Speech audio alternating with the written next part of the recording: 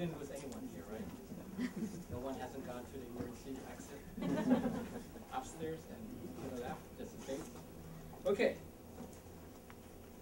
It's my honor to introduce my personal banker, Tony Roldan, from Citibank.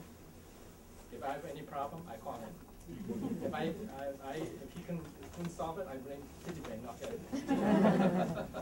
Okay. But I would really recommend highly if you ever open an account to use Tony, because he first his wife's Indonesian. She is? Yes, she is, right? Oh yeah, that's right. But most importantly is that his service is immaculate. Whenever you need help, he's always there for you. So I would really recommend highly to open an account with Tony Roldan. And Tony, this is your floor now. Say whatever you want. Thank you, but you're embarrassing me now. Should we go up? I'm here to embarrass people. Yeah. Thanks, John, for that. Give him a big hand. Now that he's very embarrassed me, let me embarrass my friend here. This is Mary Wong. I'm actually the branch manager at the Citibank on Noriega, down the street. And Mary Wong is the branch manager at the Stonestown office down the street as well. So we're pretty like, if you're anywhere in between, and she's, John, so you know, she's just as good as me. Thank you for that. Yeah. Just the female version, that's all.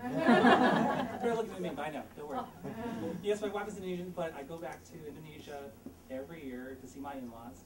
And let me tell you one thing. On my first trip to Indonesia, I learned two important things. Makan rumah. Thank you. So basically, where am I going to go eat? And obviously, Indonesia is very, very good. And that's why I go every year, not just to see my in-laws, but for the food as well. And the other thing I learned is makan, when you're with your family next to you and you're out of respect. So as far as the culture, as far as the food, I know very well, and I eat it quite often. So having food over here is like, hey, I'm back at home again. But tonight's very important because we are talking about loans with Citibank. Now, what Mary is actually going to do the bulk of it, which I thank you very much for being here. Sure, no problem. She's going to talk about not just that, hey, what banks are really looking for right now. Here we have the other side, how the business plans, the things we formulate to get to us, the final stage. Let's try to get some finance. We're not the catch-all answer to everything. We can help some of you. We can't help all of you. Wish we could, but there are certain restrictions and guidelines which she's going to go over. But the most important thing, like John was saying, well, Mary and I, if we can't do something for you, we're going to help you and try to find someone who can. And at least explain that process to you. And the other people that were guest speakers here, they've already started that process for you, which is getting the plans together, having the idea. We're just that last piece. We'll now get that finance, whether you're new or whether you've been there for a period of time. Now, with that, again, Mary Wong, who's just as good, if not better than me. Oh, thank you. We're going to talk about the loan process and that piece of it. Well, I just wanted to say, before I start off that, is that I think right now is a great opportunity for you to either own a business or start a business, right? What happens if there is uncertainty in the market? When you capitalize on uncertainty, that's when you win, right? And right now, it's a great time to capitalize on uncertainty, because if you have a special niche and you capitalize on that, that's when you come up as a winner. So, take this time as thinking it's an opportunity for you. It's not because the economy sucks, that there's nothing happening. It's actually, if you look at it the other way, it's really an opportunity for that.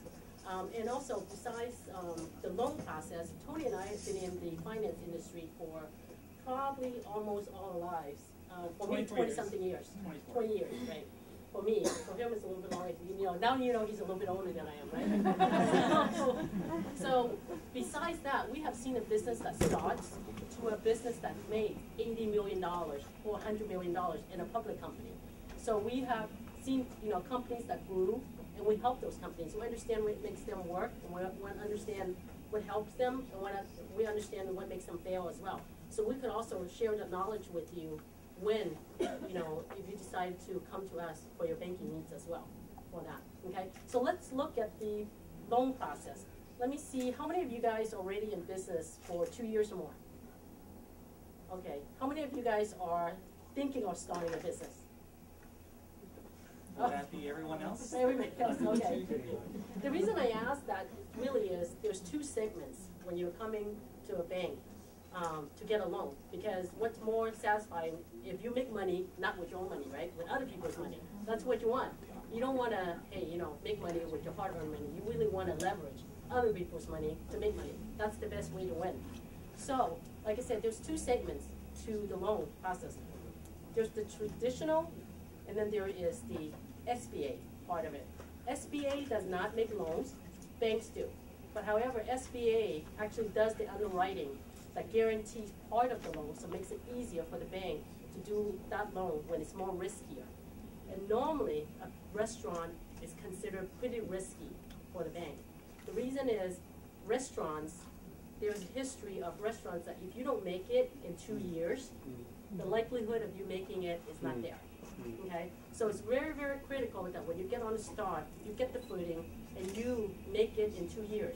Because once you make it in 2 years, you could make it, usually, for the rest of however long you want to be in business for a restaurant. And that's why banks will look at the 2-year cutoff period. If you make it 2 years, then we know we can lend to you and we could recoup. And there's a little bit more less risk for the bank involved for that. So there's traditional lending, means that you go to the traditional route for the bank to lend you money. The criteria is how much we lend you and what you lend it for depends on what are you trying to do. So what we would encourage is you come and meet with us on one-on-one if you have specific needs to see. Everybody's a little bit different. Somebody might need some kind of equipment loan, somebody might need kind of remodeling the office, or fixing up a certain place to look like a restaurant. You want to own the building. There's various different reasons, right, you want a loan for. So there are certain loans that it's easier to give you money, and there are certain times that's a little bit harder. You know, if you come to the bank and say, you know what, I just need working capital to pay my employees so I can start, those are a little bit harder because those are line of credits. And because traditional restaurants are cash-based business, you normally sell the food today, you collect the money today, right? So you should have money, some type of working capital money already. So then that's why the banks look at it. The likelihood of lending you that money is not very likely. Because you already is making profit, you should have your own money for working capital for that. So we would loan you money to do other things that you need to do on the business for longer term. Those are easier loans to get.